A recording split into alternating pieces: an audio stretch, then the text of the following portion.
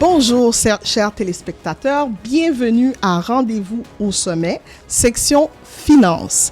Je suis Nancy Célestin, accompagnée de mon co-animateur, Monsieur Jackson Germain. Ça va, Jackson? Ça va, Nancy. Bonsoir à tous et à toutes. C'est un plaisir de vous retrouver sur cet espace. On est content de savoir que vous avez passé une semaine agréable et merci à tous ceux et toutes celles qui nous ont envoyé des messages. Des messages qu'on prend le soin, bien sûr, de répondre à chaque fois. Tout à fait. Donc, la première émission, on a reçu M. Mike Alexandre, donc PDG de VIP GPI, qui est venu nous donner des conseils en sécurité financière. Et comme tu l'as dit, Jackson, les gens avaient des questions. Exact. C'est important. Déjà, c'est ça l'objectif. L'objectif, c'est d'arriver à toucher les personnes, à toucher ceux qui...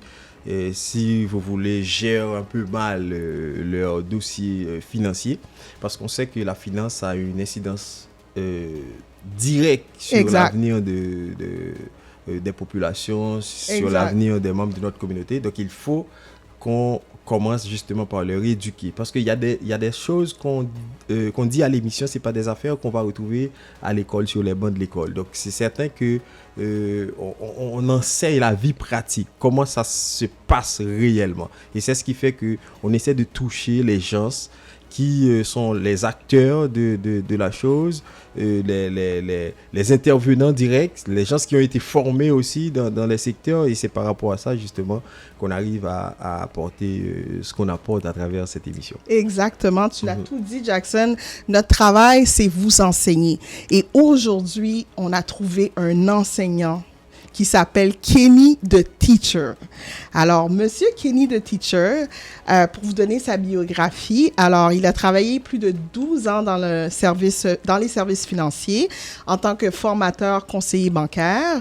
Il a débuté sa carrière comme caissier à la banque, donc il a vu toutes sortes de dossiers, toutes sortes de personnes, et suivant cette expérience-là, il s'est dit, je vais devenir enseignant en crédit. Alors, il est également investisseur immobilier et aujourd'hui, on le surnomme également, attention mesdames et messieurs, le psychologue des finances. Alors aujourd'hui, vous allez avoir une intervention avec le psychologue des finances qui va nous expliquer tout sur le crédit, mais il va le vulgariser d'une manière à ce que vous puissiez bien le comprendre, parce que notre but à nous, Jackson et moi, c'est de vous transmettre l'information la plus simplement possible. Kenny, merci d'être ici, d'avoir accepté notre invitation. C'est un honneur, vraiment un honneur pour moi. Merci à vous, Nancy, Jackson, pour cette invitation, me permettre de partager un peu justement mes connaissances dans le domaine des finances, dans le domaine du crédit, dans votre merveilleuse émission Rendez-vous au sommet. Donc, on se rejoint au top. On se rejoint au top. Excellent. Pas vrai, Jackson? Excellent, c'est ça. Première question?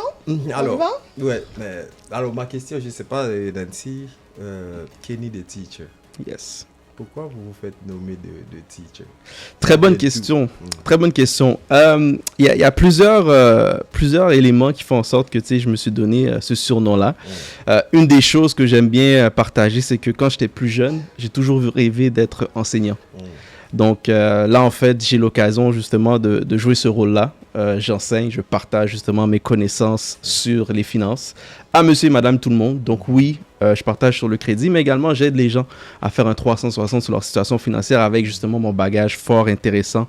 12 années en banque où j'ai vu, comme Nancy l'a mentionné, de toutes les couleurs. Donc j'ai joué tous les rôles à la banque qui peut exister. Et j'ai été également formateur où je formais les conseillers que vous voyez à la banque. Donc je sais qu'est-ce qu'ils disent et je sais qu'est-ce qu'ils ne disent pas. Donc c'est pour ça que je suis en mesure de donner des conseils un peu plus stratégiques stratégique à la communauté principalement. Puis ce besoin-là, je l'ai sorti justement avec la COVID. Là, on a vu qu'il y avait des besoins. Puis je me dis comment je peux me rendre utile à ma communauté. Et c'est ce que j'ai décidé de commencer à faire, d'éduquer le plus possible la communauté. Puis également, il y a une partie également de mes valeurs chrétiennes qui font en sorte que je m'appelle de teacher, enseignant, qui rentre aussi dans les 5 ministères dans une église classique. Donc c'est les différents éléments qui font en sorte que j'ai choisi ce titre, ce surnom. Excellent, Kenny. Alors, on va parler de crédit. Je me suis toujours demandé, parce que des fois, les gens pensent c'est mieux d'avoir un emploi que d'avoir un bon dossier de crédit. Tu dirais quoi à ça? Très bonne question. C'est mieux d'avoir les deux. Ouais, c'est sûr et certain. Ça, c'est sûr. Mais ce que je peux dire aux gens, c'est que... puis souvent, en fait, c'est un parallèle que j'aime faire avec un bon crédit puis avoir de l'argent en banque. OK? Donc, tu sais, avant, on savait que l'argent avait beaucoup de pouvoir là, quand tu avais des sous. Mais de nos jours, là, je peux te dire, là, tu peux avoir un 200 000 en banque puis tu peux être bloqué. Mais quelqu'un qui a un bon crédit, quelqu'un qui a un excellent crédit peut avoir beaucoup plus d'opportunités. Donc, c'est vraiment, on peut dire un peu illogique, mais en fait, c'est comme ça un peu que la machine fonctionne. Okay? Donc, c'est très important de nos jours d'avoir un excellent crédit. Les banques regardent ça. En fait, n'importe quoi que tu fais dans la vie là, présentement, il y a un impact. Okay? Dans ton dossier de crédit, tu vas acheter un logement. Tu as besoin d'un bon crédit. Tu veux louer un logement, tu as besoin d'un bon crédit. Va magasiner des assurances. Ils vont te dire, est-ce qu'on peut accéder à ton dossier de crédit? Donc, si tu refuses, automatiquement, tu as une surprime. Okay? Tu vas acheter un véhicule, même chose. Peu importe ce que tu veux faire dans cette société-là, ton crédit va être important. Donc, tout tourne autour de ce concept de crédit. Exact. Ici au Québec, au Canada. Okay? Si on était dans un autre pays, là, bien évidemment, c'est notre histoire. Mais ici au Québec, au Canada... Aux États-Unis, c'est pareil. Exact. Si on sera en Haïti, ça sera autre chose. Ouais, mais ici, c'est important. C'est vraiment important, le crédit. Donc, oui, un bon emploi, mais un bon crédit aussi, ça t'ouvre beaucoup plus de portes. Je suis d'accord avec toi. Je suis courtière hypothécaire, comme vous le savez. Puis, effectivement, tu peux avoir 200 000, 400 000 $, mais si tu veux emprunter 100 $ à la banque, c'est la même opération pour quelqu'un qui veut emprunter 100 $ ou 400 000. Quelle est ta cote de crédit? Parlons de cote de crédit maintenant. Est-ce que tu pourrais nous démystifier un peu cette chose-là? Mais pourquoi c'est si mystérieux que ça? Très, très bonne question. Nous, on a juste des bonnes questions. Ouais. Exact. On va travailler, on va avoir du fun. Vraiment, on va donner des informations très pertinentes aux gens. Puis j'espère que les gens vont trouver là, des conseils sur mesure à leur situation. Donc le crédit, j'aime bien en fait des teachers, enseignants. J'aime toujours définir les mots. Ouais. Okay? Donc crédit, ça vient de où? Crédibilité. Donc crédibilité, crédibilité, fiabilité. Donc, il faut que tu te dises, est-ce que tu es fiable? Tu es fiable envers qui? Envers les institutions financières, envers les gens qui t'empruntent. D'accord? Donc, plus simple encore, si jamais Nancy, ton frère te demande, passe-moi 100 $, je le remets dans une semaine. Un mois passe, si tu n'as pas encore remis le 100 $. Puis tu dis, OK, j'ai un petit pépin là, donne-moi 5 000, je te remets dans un mois, promis. Penses-tu vraiment que tu vas lui prêter le 5 000? Tu n'as pas passé 100 $. Puis là, il te demande 5 000. C'est sûr et certain que tu ne vas pas lui prêter, mais c'est exactement la même chose avec les banques. Donc là, souvent, les gens vont dire, OK, mais tu sais, les banques font des millions, des milliards de revenus. Tu sais, pourquoi ils sont aussi rigides? Mais c'est qu'eux, ils veulent tout simplement pas perdre. Donc, est-ce que tu es fiable devant les institutions financières? OK? Donc, c'est aussi simple que ça. Puis ensuite, c'est de voir un peu comment ça fonctionne. Fait que c'est... souvent, c'est un peu il y a certaines informations qui sont cachées. OK? Tu sais, le dossier de crédit, là, c'est un peu comme un algorithme. Donc, les algorithmes des réseaux sociaux, il y a des choses qui sont derrière ça. OK? Le dossier de crédit, il y a un algorithme aussi derrière ça. Comment je le sais? Mais moi, j'ai une expérience quand j'étais à la banque, à mes tout débuts. Puis c'est une des raisons pourquoi je dis aux gens, regardez souvent, en fait, 2 fois par année votre dossier de crédit. Donc, à chaque 6 mois, prenez le temps d'aller vérifier ce qu'il y a comme information dans votre dossier de crédit. Pourquoi je vous dis ça?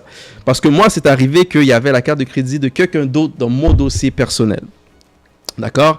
Et ça m'a pris 9 mois pour le corriger.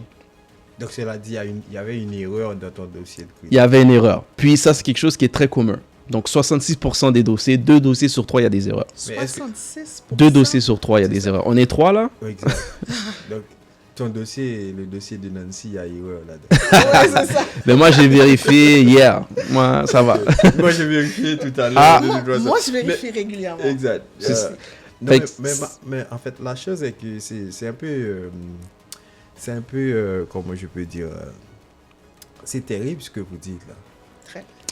Alors, la question, est-ce que la personne avait le même nom que vous Même, en fait, c'est confidentiel. Donc, j'ai pas eu beaucoup d'informations sur l'autre personne. Donc, tout simplement, je transgisais pas avec cette banque-là, puis j'ai vu qu'il y avait une carte de crédit à mon dossier de cette banque-là. Donc, moi, en fait, ce qui m'a dérangé le plus, c'est que ça m'a pris 9 mois pour le corriger. Parce que je suis allé à cette banque, puis j'ai dit tel dossier. OK, communique avec Equifax. Je communique avec Equifax. Equifax me dit retourne à la banque. Là, je retourne à la banque, je parle à un directeur, il me dit fait que ça fait. Va-et-vient. Exactement, ça fait du va-et-vient. C'est long. Puis finalement, exact. Fait que finalement, j'ai dit OK, moi, c'est avec votre banque que je transgise. Donc, c'est vous qui avez fait l'erreur. Donc, c'est où les documents que je remplis pour faire une plainte. Puis en 2 semaines, ça s'est réglé.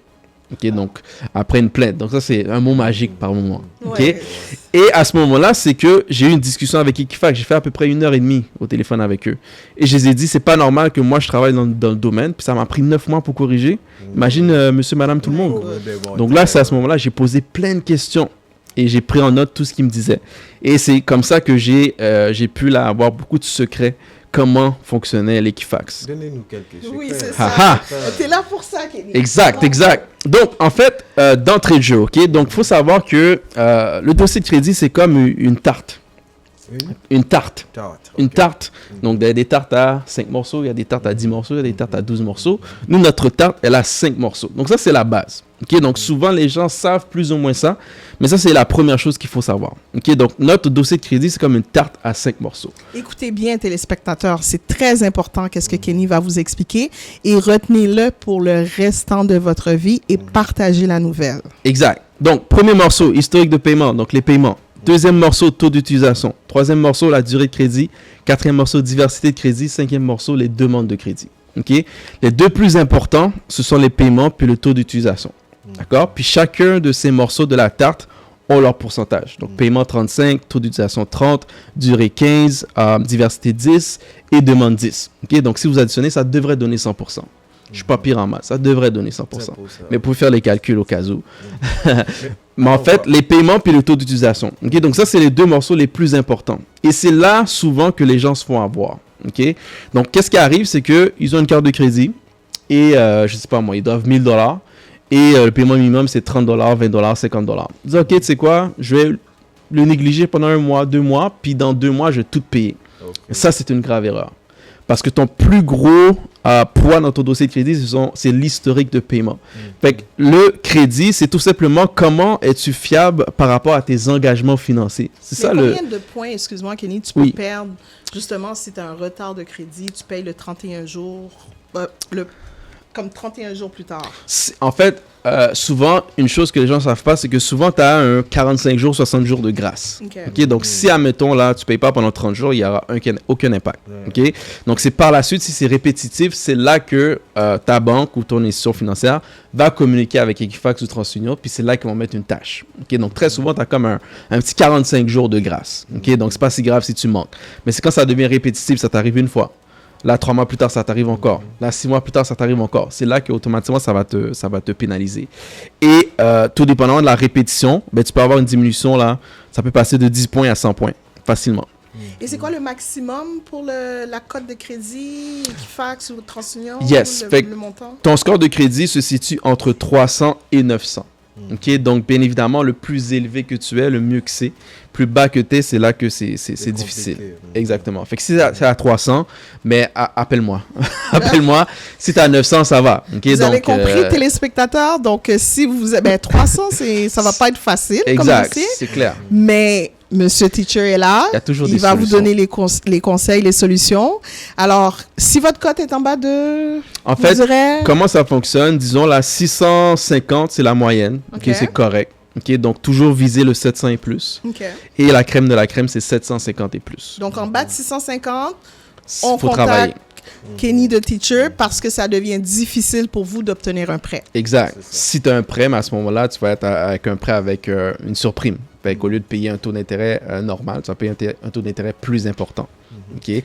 Et malheureusement, c'est plus d'argent dans les poches de la banque, malheureusement. C'est ça. Mais on va retourner aux 5 morceaux de la tarte que vous avez mentionné. Là, vous avez parlé de retard de paiement. Exact. Allons-y avec les autres morceaux parce que je pense que c'est important, surtout vous avez vu le 35, donc il y a le 30 aussi. Exact. Donc souvent, on le sait là, en fait, certaines personnes le savent, le taux d'utilisation de toujours garder ça à 30% et moins. Puis souvent, les gens ne savent pas d'où sort le 30%. Mais le 30% sort que c'est le 30% du morceau de la tarte. Donc c'est de là que ça sort. OK? Donc souvent, ce que je dis aux gens, c'est que tu as une carte de crédit de $1,000. Donc tout de suite, enlève 30%. Et dis-toi que c'est ça ta nouvelle limite. OK? Pour que tu sois vraiment là, dans la crème de la crème, dans ton score. OK? Donc, tu as une carte de 1000, donc 30% de 1000, c'est 300. Tu peux faire les calculs au cas où je me trompe. Donc, tu essaies d'être à 300 et moins. OK? Donc, ça, c'est vraiment pour avoir un excellent score de crédit. Donc, si par exemple, tu dépasses, c'est pas grave. C'est juste que si, dans la moyenne du temps, tu es toujours au-dessus, c'est là que ça te pénalise. OK? Et c'est là qu'il faut faire attention. OK? Donc, le crédit, tu peux vraiment là t'endetter rapidement. Parce que qu'est-ce que les gens vont faire? C'est qu'ils disent, OK, je dois avoir un taux d'utilisation de 30%, mais je vais augmenter ma limite. Donc là, la personne a une carte de crédit de 1000, elle va dire, you know what? Moi, je vais avoir plus de loose, je vais l'augmenter à 10 000. Donc, si tu es sage, si tu es habile, si tu es dans une bonne posture, ça va. OK? Donc, tu vas savoir comment gérer, tu vas pas trop dépenser. Mais monsieur, madame, tout le monde, ou quelqu'un qui n'a pas les bonnes bases, quelqu'un qui ne gère plus ou moins bien ses finances, mais est-ce que c'est plus facile de t'endetter sur 1000 ou 10 000? Donc, tu peux t'endetter facilement sur 10 000. Les impacts sont beaucoup plus importants. Okay? Donc, c'est là que des fois, certaines personnes tombent dans le piège. Si tu gères plus ou moins bien, mais viens au moins que tu gardes ta carte de crédit à 1000, okay? Que le mettre à 10 000 pour respecter le taux d'utilisation. Ça arrive très, très, très fréquemment. Si tu gères bien, il n'y a aucun problème. Moi, j'ai des cartes de crédit de 20 000, 25 000. Je connais la game. Donc, je n'ai pas une carte de crédit pour dépenser 20 000 à Gucci, là, bien évidemment. Okay? Je l'ai pour, justement, optimiser mes ratios d'endettement. Okay? Mais ce n'est pas un conseil pour tout le monde. Donc, il faut faire attention. Ensuite, il y a la durée. Une autre astuce, des fois, que les gens ne savent pas, c'est que plus que ton produit de crédit est âgé, plus il a un plus gros poids dans ton dossier de crédit. Donc, exemple. Donc, si à 18 ans, tu avais ta première carte de crédit et là, plusieurs années passent, vaut mieux que tu gardes cette carte-là que tu te débarrasses d'une carte que tu as pris récemment. Donc, par exemple, tu as 3 cartes de crédit. Essaye toujours de garder la plus ancienne le plus longtemps possible. Okay. Et c'est là que certaines personnes, des fois, font des erreurs. Donc, vont aller voir Nancy pour avoir un prêt hypothécaire, tout ça. Puis là, ensuite, la banque va dire, tu as plusieurs cartes de crédit, il faut que tu en élimines une. Et là, ils vont éliminer la plus ancienne. Et là, il y a une diminution de score. Puis ils ne savent pas trop pourquoi, mais c'est à cause de ça. Si tu es pour éliminer une carte, élimine toujours une carte qui est plus récente. Les plus anciennes, tu le gardes le plus longtemps possible. C'est ça qui va avoir beaucoup plus de poids dans ton dossier de crédit. Donc ça, c'est le 3e morceau. 4e morceau, un autre piège qu'il faut faire attention, c'est la diversité de crédit. Okay? Donc, qu'est-ce qu'on veut dire par là? C'est que plus que tu es diversifié dans tes produits de crédit, plus que ton score va être élevé. Qu'est-ce que je veux dire par là? Donc, tu peux avoir une carte de crédit, un prêt, une marge, un prêt hypothécaire, une marge de crédit hypothécaire, un prêt étudiant, un prêt auto, un prêt bateau, peu importe. Donc, plus que tu as cette diversité-là, plus ton score va être élevé. Mais on s'entend, si tu as toute cette diversité-là, c'est quoi les chances que tu puisses t'endetter? Elles sont très élevées. Okay, moi, je peux l'avoir, je sais comment ça fonctionne, il n'y a pas de problème. Je ne le fais pas pour m'endetter, je le fais pour optimiser mon score. Mais monsieur, madame, tout le monde, ça peut être autre chose. Donc, c'est pour ça qu'il faut faire attention. Il y a des astuces pour faire attention à comment on gère le tout. On ne va pas prendre 10 cartes de crédit pour avoir un haut score. Fait que c'est là qu'il faut faire attention. Pour avoir une très grande limite de crédit. Exact. Puis là, après, il y a une urgence qui arrive et puis boum, on ne sait pas trop comment on va rembourser. Et c'est là qu'on peut arriver dans des situations un peu plus précaires. Et ensuite, les demandes, on essaie d'être à 5 demandes et moins par année. Puis surtout, si on va faire une transaction, on essaie d'être à 5 et moins. Si on ne fait pas de transaction, ben ça va. Tu te limites à le nombre que tu veux. Là, on ne va pas faire 20 demandes. Mais si tu n'as pas de demande, ben ça va. Sinon, tu te limites à 5. Est-ce qu'on perd des points quand on fait une demande? Parce que ça, c'est une question qu'on me pose tout le temps. Là. Yes. Il y a des gens à 800 qui ne veulent pas faire de demande de crédit parce qu'ils ne veulent pas perdre des points. Ouais, mais tu sais, des fois, il ne faut pas trop être maniaque non plus. Là. Tu sais, souvent, les gens, il y a certaines personnes qui me disent « Ah, moi, je veux un score de 950. » Je dis « OK, pourquoi? »« Ah, mais plus haut que c'est, mieux que c'est. » Ben, que tu as 700 ou 800, il y a zéro différence. Zéro. Tu ne vas pas avoir un taux plus intéressant que l'autre. OK? Donc, tu sais, dites-vous que quand vous faites une demande, c'est très possible que ça diminue votre score. OK? Qu'est-ce qui arrive quand vous faites une demande? There's like soft inquiries puis hard inquiries. C'est comme, je sais pas comment le dire en français, mais c'est comme petite demande puis demande complète, disons. OK? Donc, quand tu as un score très élevé, quand tu fais une demande, ça se peut que c'est préapprouvé tout de suite parce que ton score est très élevé. Mais quand tu as un score de crédit moyen, mais ça se peut que tu dois faire une demande complète. Et là, tu peux pas vraiment le savoir d'avance. Okay? Donc, quand tu fais la demande, c'est là que tu as le résultat.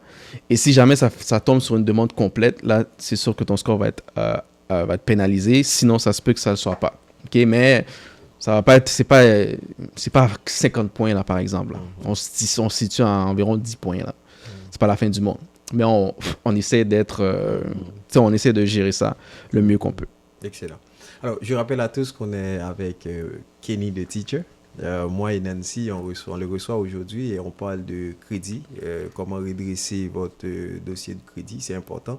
On a compris que les 5 morceaux de la tarte, il faut bien gérer ça et savoir comment naviguer à l'intérieur, diversifier ses produits de crédit. Donc, cet espace, c'est fait pour vous sensibiliser sur cet aspect-là parce qu'on sait que ça a une incidence, ça peut avoir une incidence grave sur votre avenir, sur votre capacité financière. Voilà pourquoi il faut justement appliquer les conseils de Kenny the Teacher. Yes. C'est ça. Exact. Jackson, très bon résumé. Pose ta question à Kenny. Ah oui, pose la question. Je sais que tu veux poser ta question. Exact. C'est parce que souvent, elle me taquine un peu. Regarde, Kenny. C'est Nancy qui m'a fait la confidence. Moi, je vais vous faire la confidence. Elle m'a dit, elle, là, si elle doit faire sa vie, c'est certain que ce gars-là, il va lui demander son dossier de crédit. Et c'est à partir du dossier de crédit qui va évidemment livrer son cœur. Donc, c'est pour vous dire que le dossier de crédit, selon certains, peut avoir une incidence sur votre vie amoureuse, sur votre vie sentimentale. Vous partagez cet état de fait? 100%. 100%. C'est très important, surtout quand tu as des objectifs et surtout quand tu as une vision, puis tu sais où tu veux aller. Puis, encore une fois, on est au Québec, on est au Canada, puis si on était dans un autre pays, ça aurait été différent. On achète des propriétés cash, mais ici, c'est pas nécessairement ce qu'on fait, en fait. Donc, surtout, l'effet de levier, ça peut être très intéressant. Quelque chose qui peut prendre 30 ans, tu peux le faire en 5 ans, avec le crédit. D'accord? Donc, en fait, moi, je peux parler de mon expérience personnelle. Mon expérience personnelle, tu sais, c'est... Souvent, je me rappelle, il y a quelques années, quand je partageais ça, les gens trouvaient ça exagéré. Mais maintenant, les gens voient un peu pourquoi. Puis les gens, ils prennent un peu les mêmes réflexes, ils prennent un peu le même sens, dans le même sens des choses. Moi, je me rappelle, après 2 ans de fréquentation avec ma copine dans le temps, qui est maintenant ma femme, je lui ai demandé de sortir son dossier de crédit. Donc, elle savait que je travaillais dans le domaine, puis on partageait souvent par rapport aux finances, puis je lui disais à quel point pour moi c'était important. Puis je lui disais souvent, tu sais, est-ce que tu es dans une situation difficile, est-ce que tu es dans une situation précaire? Puis elle disait toujours que non, tout est bien géré, je fais mes paiements, etc., etc. Je suis OK, parfait. Fait que je l'embêtais pas à chaque semaine par rapport à ça, une fois de temps en temps. Mais j'avais un timing, Dès que la cloche de 2 ans a sonné, je disais, mon ami, ma belle, beauty don't pay the bills. Yes, exactly. Donc, sors-moi ton dossier là. Et puis, elle pensait que j'étais en train de plaisanter en fait. Et je suis comme non, sors-moi ton dossier. Puis elle a fait, elle me l'a envoyé. Et tout était beau. Puis c'est là que j'ai su que c'était la bonne. Et ils vécurent heureux et eurent plusieurs enfants. C'était donc pour toi, alors pour vous, un critère pour. Tout à fait, pour tout avancer, à fait. Pour continuer la route. Exact. Puis dans tout ça aussi, ce qu'il faut savoir, c'est que c'est pas pour juger la personne, c'est pas pour critiquer la personne, c'est pour aider. Ça bien, Exact. Donc c'est pour aider la personne. Donc si jamais c'était une situation plus difficile, donc on aurait pu le corriger assez rapidement, puis ensuite poursuivre avec nos projets qui venaient quelques années plus tard. Donc si jamais ce n'était pas une situation optimale, on n'aurait pas pu faire ce qu'on a pu faire jusqu'à maintenant. Donc c'est pour ça que je dis aux couples, tu sais, souvent ayez la discussion, soyez vraiment transparents, parce que ça a un impact. C'est un impact, vous n'avez aucune idée, là, tu te maries, ça coûte pas mal cher. Après quelques années, tu as un enfant, tu l'envoies au public ou privé? Avec l'éducation maintenant, je pense que ça tente de l'envoyer au privé. Même avant, garderie publique ou privée. Tout ça, c'est de l'argent. Tout ça, c'est de l'argent. Fait que ça s'accumule assez rapidement. Donc, il y a la discussion, encore une fois, pour trouver des solutions. Et non pour rabaisser la personne. C'est vraiment pour trouver des solutions. Parce que quand tu fais quelque chose toute seule, tu peux avancer, mais quand tu fais quelque chose à deux, tu peux aller beaucoup plus vite, beaucoup plus loin. Exactement. L'union fait la force. Tu peux, exact, et tu peux atteindre le sommet. Ça c'est bien dit. En fait, tu vois, Jackson, le titre du podcast, ça parle. C'est parfait. Ça parle. Et regarde, Kenny, l'émission aujourd'hui, en fait, cette émission, c'est fait pour aider les gens à plusieurs niveaux. Mais cette édition spécifiquement, c'est fait pour aider les gens à réparer, nettoyer leur dossier de crédit. Yes. C'est vrai que vous avez donné beaucoup de conseils sur...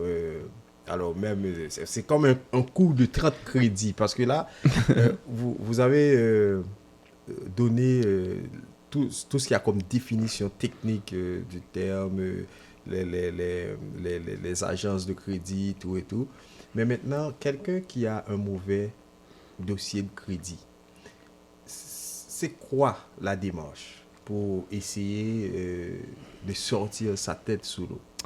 Good. Donc, c'est très souvent une question, là, je la reçois quasiment tous les jours, cette question-là. La question à $1 million, comme j'aime bien le mentionner, c'est du cas par cas. C'est du cas par cas. Par contre, bien évidemment, la première des choses, c'est que c'est comme quand tu vas chez le médecin. Donc, quand tu vas chez le médecin, tu fais un diagnostic. Si tu ne sais pas qu'est-ce que tu as, le médecin ne peut pas te dire prends tel médicament. Donc, le médecin doit avoir une idée de ce que tu as. Mais c'est la même chose pour toi en tant qu'individu. Donc, tu dois savoir c'est quoi ta posture financière, c'est quoi que tu as dans ton dossier de crédit. Et souvent, c'est la première étape. Donc, certaines personnes, ils font... pas de la négligence, mais du refoulement, pas du refoulement, mais en fait, ils ferment un peu les yeux par rapport à leur situation parce qu'ils savent que c'est plus ou moins bon. Et à ce moment-là, ils n'ont aucune idée, justement, qu'est-ce qui se retrouve dans leur dossier de crédit. Donc, ça, c'est la première étape, en fait. Tu n'as pas le choix de t'ouvrir les yeux et aller regarder, justement, c'est quoi. Est-ce que je suis à 400? Est-ce que je suis à 500? Est-ce que je suis à 650? Tu sais, très souvent, certaines personnes, c'est pas si pire que ça. OK? Donc, ils pensent, moi, je suis à 450, puis tu regardes, je suis à 600. Ça va. Okay? Puis d'autres personnes, c'est autre chose. Mais ça serait la première des choses. Okay? Donc, avoir le dossier de crédit. Ensuite, on écoute les premières minutes et on va aller voir justement ce qu'il y a dans notre dossier de crédit avec les 5 tartes. Okay? Donc, on regarde les 5 tartes, puis toutes ces informations-là sont accessibles dans le dossier de crédit. Tu peux voir si tu as des retards. Tu peux voir si tu peux calculer ton taux d'utilisation. Tu peux voir la durée de crédit, etc. Exact. Toutes ces informations-là se retrouvent dans ton dossier de crédit et tu peux appliquer les 5 morceaux de la tarte. D'accord? Donc, après d'avoir fait ça, c'est à ce moment-là qu'on peut amener des solutions. OK? Donc, souvent, c'est d'y aller avec les choses les plus simples. OK? Donc, par exemple, si jamais tu dois de l'argent à, je sais pas moi, cellulaire, ça serait la première étape à faire, d'aller payer justement ces petits montants-là que tu dois à des compagnies cellulaires. Des fois même, c'est des gros montants. Si jamais tu as un litige, souvent, c'est des choses assez banales. Là. Litige avec un gym, litige avec une librairie, litige avec les fameuses compagnies télécom. Donc ça, c'est quelque chose qui affecte énormément les gens. Ils coupent le service avec la compagnie qui avait le monopole ici. Et là, cette compagnie-là commence à inventer des frais et les personnes ne veulent pas payer ces frais-là. Okay, donc ça, c'est des choses qui arrivent très, très, très souvent. Donc, ça serait de payer justement ces éléments-là. Ensuite, comme j'aime bien le dire aux gens, il faut avoir des dates d'expiration pour tes dettes. OK, donc, admettons que quelqu'un il vient me voir, il me dit « j'ai 3 dettes, tout ça. » Je suis « OK, mais c'est quoi les dates d'expiration? » Alors, date d'expiration, à quel moment tu comptes les payer? Donc, si tu n'as pas de date d'expiration, si tu n'as pas de time, de temps, quand tu comptes régler cette situation-là, ça va perdurer dans le temps. Okay? Donc, juste en mettant ces choses-là en pratique, tu vas voir que du jour au lendemain, ta situation va changer. Parce qu'une fois que tu mets une date, tu vas mettre des actions en place pour justement atteindre ton objectif. Et tu l'avais dit en commençant l'émission, alors, souvent on dit l'information, c'est le pouvoir, mais c'est l'application de l'information qui a effectivement le pouvoir. Exact. Parce que sur Internet, il y a plusieurs informations. Donc, tu peux être quelqu'un qui lit, c'est bien. Mais si tu n'appliques jamais ce que tu lis, tu n'es pas plus avancé. Okay, donc, il faut absolument appliquer ce que tu lis. Okay, puis souvent, les gens, on vit dans une société micro-ondes, ils veulent tout faire rapidement. Tu sais, tu as 10 dettes, commence avec une. Tu sais, une de moins, puis ensuite, Tu sais, après, tu crées un momentum, puis peut-être que tu vas accélérer pas, peut-être que tu vas trouver des solutions, peut-être qu'il va y avoir, je sais pas moi, une tante, un oncle qui va être généreux, qui va t'aider à payer, peu importe, tu sais. Mais tu crées un momentum, tu sais, commence quelque part. Fait que souvent, les gens, tu sais, ils vont se plier sur eux-mêmes, mais commence quelque part, puis tu vas être en mesure de monter au sommet assez rapidement. Si on parle, Kenny, d'habitudes de consommation, donne-nous des statistiques par rapport aux jeunes, par rapport je sais pas, à la population. Est-ce que en général, le crédit, ça va bien? Est-ce que les gens sont surendettés? Parle-nous de ça. Comment ça se passe, là? Oh ouais, OK. Donc moi, en fait, tu sais, je mentionnais tantôt que j'ai 12 ans d'expérience dans le domaine. Mais également, il n'y a pas un jour qui passe que je ne lis pas sur les finances. À tous les jours, je m'informe. Okay? Donc, c'est quelque chose qui me passionne énormément. Donc, je pourrais vous dire, statistiques, d'accord, 60-40. Donc, 60% des gens ont un mauvais dossier, puis 40% ont un bon dossier. C'est énorme. Ah ouais. Tu sais, c'est souvent, quand je fais des ateliers, conférences, des webinaires, une statistique que je partage tout le temps, c'est le taux d'endettement. Donc, si je te pose la question, Nancy, c'est quoi le taux d'endettement au Canada? Je t'avoue, je ne connais pas, Kenny. Jackson. Moi, je dirais à partir de 60 jusqu'à 75. Même. Donc, tout le monde tombe dans le piège. Parce qu'au Canada, on ne parle pas d'un taux d'endettement. Ah oui? On parle d'un taux de surendettement. Tellement les... On a dépassé le 100%? On est à 189%. Oh non, je m'en vais. Je Mais regarde. Mais moi, donne-nous une idée de la tranche. En fait, quelle tranche d'âge?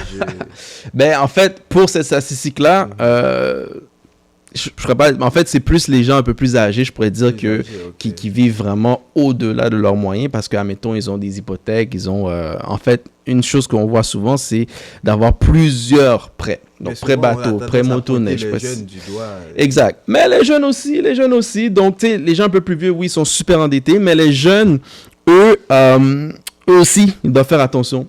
Je pourrais dire la tranche d'âge dans la vingtaine, là, ils doivent faire attention. Tu sais, souvent, ce que je dis aux gens, c'est que tu habites encore chez papa-maman, c'est le moment de renfourer ton coffre-fort, là. Tu sais, c'est le moment clé parce qu'à la seconde que tu mets le pied dehors, c'est fini. Tu n'auras jamais une occasion en or comme ça. Okay? Surtout pour nous, de la communauté, on sait, là, nos parents ne nous chargent pas de loyer, donc il faut en profiter. Parce qu'à la seconde que tu sors, soit que tu achètes, soit que tu loues, ça va coûter extrêmement cher. Okay, donc, on le sait, là, les prix des loyers, combien ça coûte présentement, là, c'est extrêmement cher. D'accord? Donc, profites-en. Tu es chez papa-maman, tu es dans la vingtaine, profites-en pour économiser le plus possible. OK? Puis, en fait, qu'est-ce qui m'inquiète présentement pour la tranche d'âge de la vingtaine, c'est la mentalité de consommation. La mentalité de consommation, la mentalité de surconsommation. Okay, donc, tout récemment, il y a un produit qui est sorti qui va faire des ravages. Okay, donc, comme moi, je viens l'expliquer des fois, les cartes de crédit, c'est comme le poison qu'on ne l'utilise pas bien sagement. Mais ce produit-là risque d'endetter les gens là, pendant très, très, très longtemps. Est-ce qu'on peut oser poser la question? C'est quel produit? C'est quoi? Ça s'appelle Buy Now, Pay Later. Ouais. Ça fait longtemps que ça fait des ravages. Voilà. Ça fait à peu près 3 ans que ça existe. D'accord? Mais c'est ciblé pour les gens qui sont dans des mauvaises postures financières. C'est pas ciblé pour quelqu'un qui a de l'argent. Il va jamais prendre ce produit-là. Il va utiliser son argent. C'est pas pour quelqu'un qui a des cartes de crédit. Il va utiliser ses cartes de crédit. C'est pour quelqu'un qui a probablement peu de sous. Quelqu'un qui a probablement maximisé ses crédits. Et il va aller avec cette option-là. Mais cette option-là... Ça va l'attirer beaucoup plus. Exact. Mais en fait, cette option-là, c'est que ce que ça te dit, c'est que même si tu n'as pas l'argent, achète-le pareil. Et tu payes plus tard. Exactement. Achète maintenant, puis tu t'occuperas plus tard des paiements. OK? Mais qu'est-ce qui est néfaste avec ça, en fait, c'est que si tu en as un, ça va. Mais si tu en as 10, c'est là que ça devient problématique. Et là, c'est là que tu risques d'avoir des défauts de paiement. Et quand tu as des défauts de paiement, c'est là que ça commence des gros soucis. Pourquoi? Parce que, par exemple, disons que tu achètes un cellulaire, d'accord? Et ça te coûte 2000 $. Il divise ça en 4 versements, 5 versements, peu importe, égaux de 300 $, par exemple. Tu ne payes aucun intérêt tant que tu respectes ton engagement. À la seconde que tu fais défaut de ton engagement, c'est là. Mais l'intérêt n'est pas sur, admettons là, tu as respecté les 4 premiers versements, il t'en reste un de 300 $, L'intérêt n'est pas sur le $300 Sur le montant initial. Oh. Donc là, tu payes du 30% sur 2000, sur 3000. Ça s'accumule extrêmement vite. Donc, malheureusement, tu en as un, mais les gens vont pas se limiter à un, ils vont en avoir 5, 10. OK? Et comment ils amènent, en fait, le produit, c'est comme si, c'est pas grave, tu n'as pas l'argent, tu peux l'acheter. Parce que moi, au Boxing Day, je suis allé dans un magasin, puis la madame m'a dit, ah, tu sais, si tu n'as pas les sous, voici telle option. Elle avait aucune idée que je travaillais dans le domaine, là. Elle me dit, ah ouais, buy now, pay later. Je suis, ah ouais, c'est bon ça. Elle dit, ah, tu paies pas l'intérêt, tout ça. Je suis, ah ouais, ok, mais peut-être que je devrais le prendre. Elle dit, oui, il n'y a aucun problème. Là, j'ai dit, ok, mais c'est quoi l'envers de la médaille? J'ai changé de ton, là. Puis là, elle était très hésitante dans ses réponses. Tu sais, je dis, ah, madame, je connais le produit en passant. Vous m'avez caché beaucoup d'informations. Faites pas ça. Tu sais, dites les vraies choses, là. Tu sais.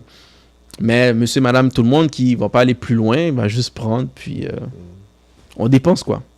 On dépense, puis on s'occupera des soucis un peu plus tard. On a un beau veston, on a des belles chemises, des belles montres. Ça. Le paraître. Ouais, c'est justement ça. Au lieu de l'être. Le paraître. Faut faire attention. Faut faire attention. Donc ça c'est très inquiétant pour les 20 ans, ça. Parce que eux, ils sont là-dedans. La nouvelle paire de chaussures, la nouvelle sacoche. La voiture. Ah ouais. Le paraître. Puis c'est souvent, c'est un exemple que j'aime partager. À un moment donné, il y a quelques mois, je parlais avec une cliente. Et je lui disais justement, tu sais, si par exemple, souvent je fais des jeux de rôle pour voir un peu où la personne se situe. Et là, je lui ai dit, mais si par exemple, le gouvernement faisait une erreur dans ton dossier puis te donnait $1 million, qu'est-ce que tu allais faire avec?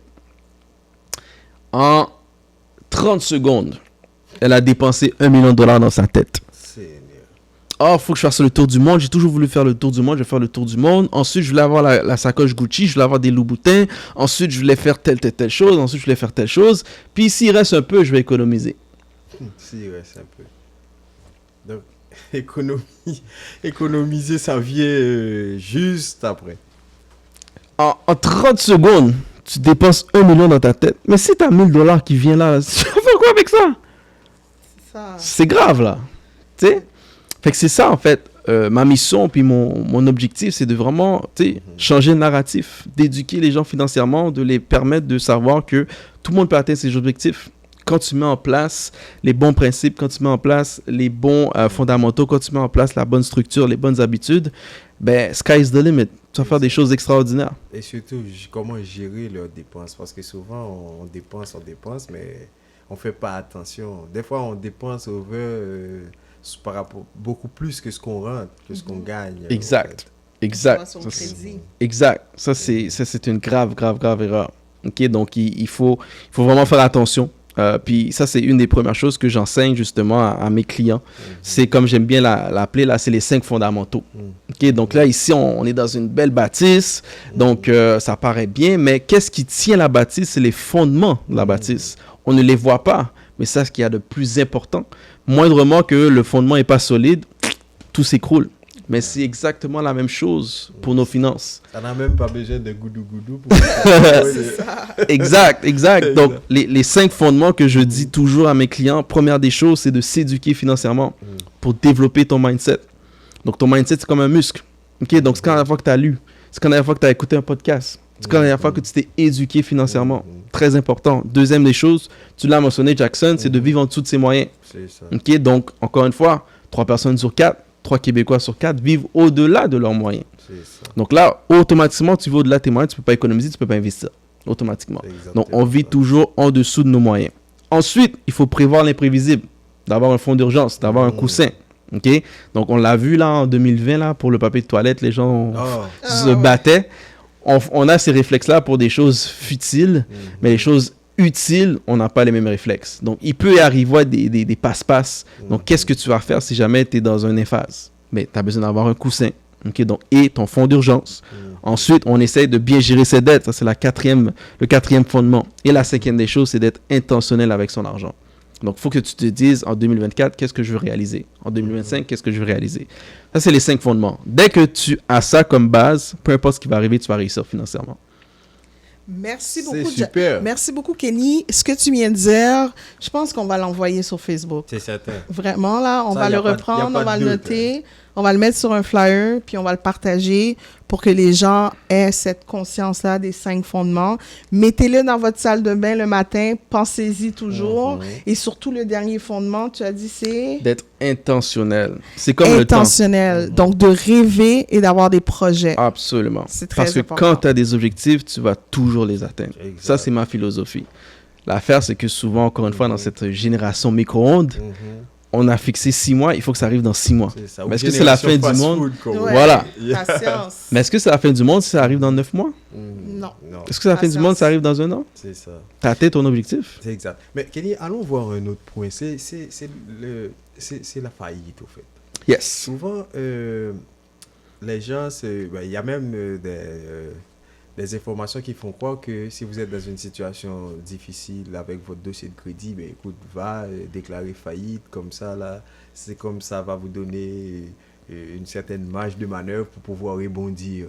Vous dites quoi par rapport à ça? En fait, ça doit être vraiment le dernier recours. Ça doit vraiment être le Z dans l'alphabet.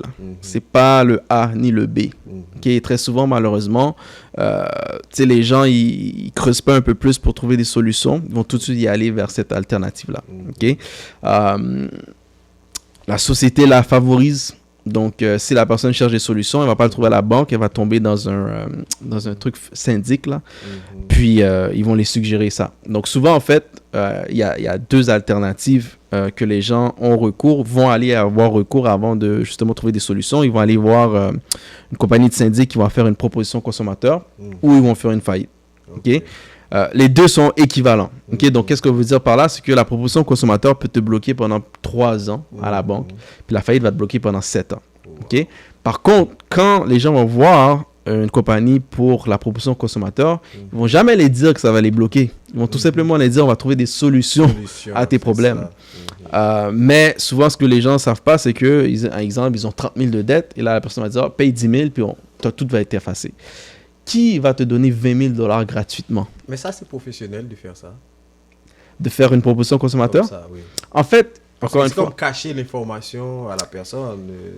C'est comme, en cette fait, rétention d'information, à mon avis, c'est pas professionnel. Oui, tout à fait. Mais si le client devant toi ne te pose pas de questions, à moindre moment que tu poses des questions, la personne, tu la challenges, automatiquement, tu vas voir que la personne patine un peu, puis là, tu y penses 2 fois avant d'y aller, mais tu sais, si les personnes ne posent pas de questions... Manque d'informations. Exact. Fait que souvent, puis tu sais, les clients viennent me voir par moment, puis je les dis, ne fais pas ça.